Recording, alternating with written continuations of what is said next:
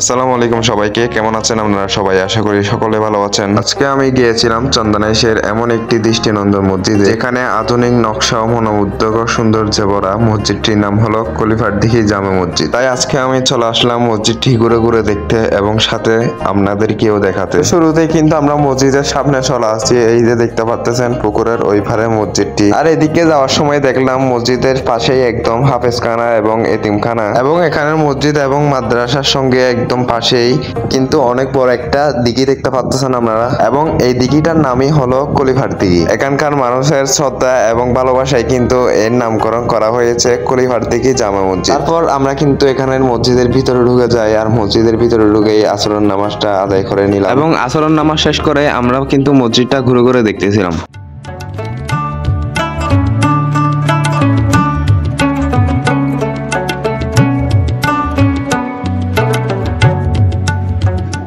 এরপর আমরা সিঁড়ি বেয়ে মসজিদের দ্বিতীয় তলায় উঠে যাই, আর দ্বিতীয় তলা থেকে নিচের ভিউগুলো আসলে সুন্দর লাগতেছে, এবং এখানে আপনারা এসে নিরিবিলি পরিবেশে শান্তিতে নামাজ আদায় করতে পারবেন।